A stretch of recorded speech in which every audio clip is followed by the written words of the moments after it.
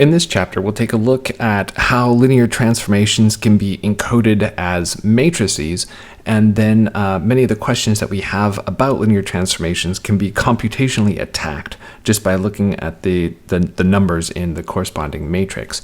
And so a lot of this is going to be familiar to you from your previous linear algebra course, but now we'll see how these things connect. And for those of you who are wondering where matrices come into all this business that we've been doing so far, it's that they correspond to linear transformation. So first, let's look at the matrix of a linear map. And so I'll be using the notation capital A following the book. So in shorthand, we say capital A sub j comma k. So those are the entries. So on the left side, this one here is a matrix, and then here this is a scalar from our field. And so that's the shorthand version of saying that this is like A11 across to A1n, AM1, AMN. Right, so that's our guy.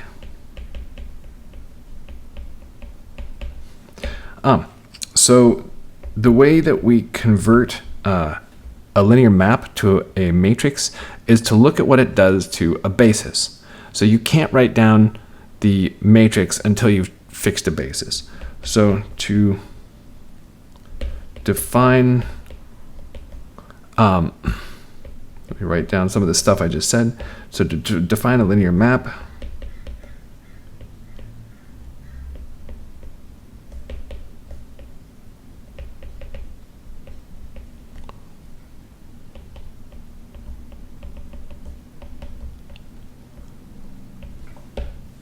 so it suffices to specify TV1 through TVN, where VK, where this, actually here, I'll write it out.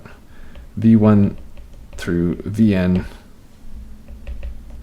is a basis of V. And so this is what I usually refer to as the action of T on a basis. Okay. So then we're also going to need a basis for W. So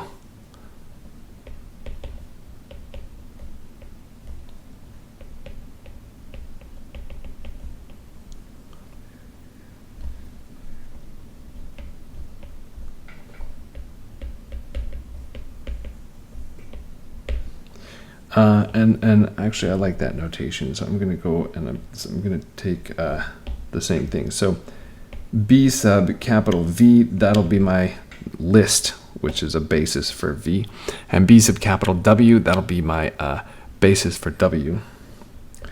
Then the matrix of T, and this is with respect to the chosen bases.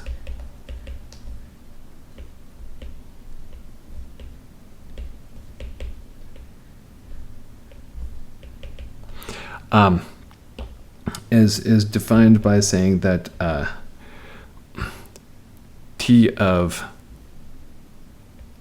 VK is, so now this is supposed to be an element of capital W. So I want to represent this as a linear combination of the basis elements from B sub W, and I'll give their coefficients, I'll name them in terms of A's. So we have A1K W1 added up through AMK WM. And so these are indexed with respect to K, so that's the vector that you're blasting into W to see where it lands, and then also indexed with respect to the index on the W's here. And so this gives you some element now of actually, and we'll call it A. I usually call it AT. The book calls it M of T, the matrix of T, whatever you want to call it, it's going to be an element of Mn. And so this is the domain, and the first one is the codomain. And so it seems sort of backwards, but that's just an artifact of the way that we use the row index first, and that actually corresponds to the dimension of the codomain. So let's see. So a couple of examples of how to encode a linear transformation as a matrix. Let's stick with good old R2, or I guess F2. So we'll go from F2 to F3. And the formula for it will be minus x plus 2y, 5y, 2x minus 3y. And so then in the standard basis,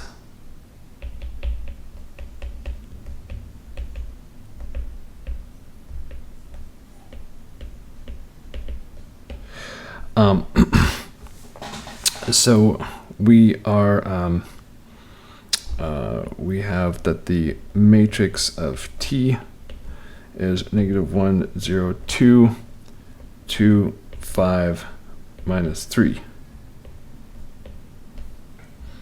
And so you can see right here that, so this is the standard basis.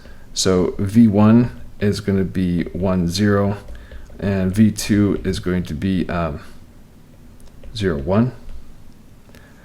And then similarly, you're going to have W1 is 1, 0, 0, and so on. And so we can see right here from this one that TV1 is negative 1, 0, 2, and TV2 is 2, 5, minus 3. And, or actually, let me be a little bit more careful there and say the matrix of TV1 is this guy, and the matrix of TV2 is the other one. Okay, that's better. And I guess that's all I want to say about that one.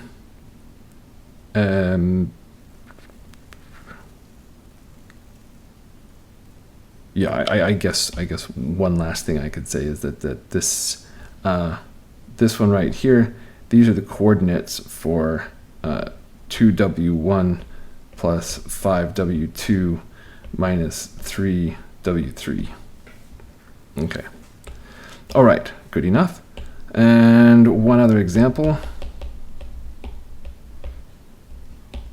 Let's look at the derivative as an operator, as a linear map from the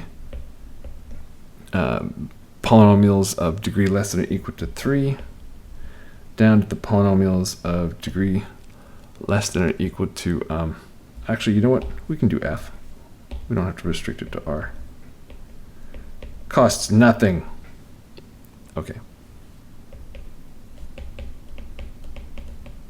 So it's the derivative operator.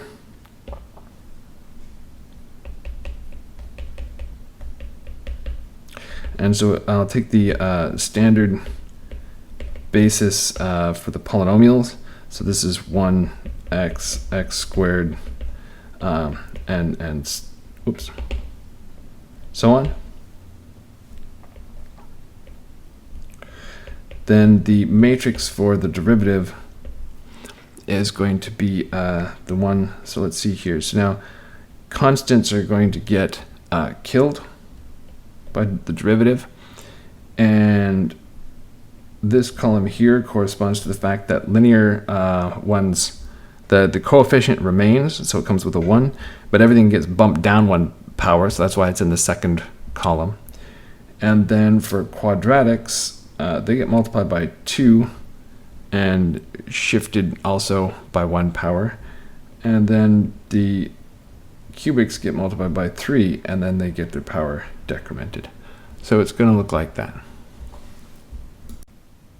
And actually, maybe it would be good to see how this works in action. So let me just, okay, let's take p, our polynomial, to be 1 minus 2x squared plus 3x cubed. Okay. So then this would correspond to the vector that looks like, so constant term 1, and then no linear, and then minus 2, and then 3. So that would be our vector version for this. And then if we looked at p prime, this is going to be 0 minus 4x, and plus 9x squared. And so that's going to correspond to 0 minus 4, 9. And if we look at, and I'm going to assume that you know how to multiply matrices because you've had it as a prereq, so even though we haven't talked about it in this class, don't worry, it's going to be the next thing we do.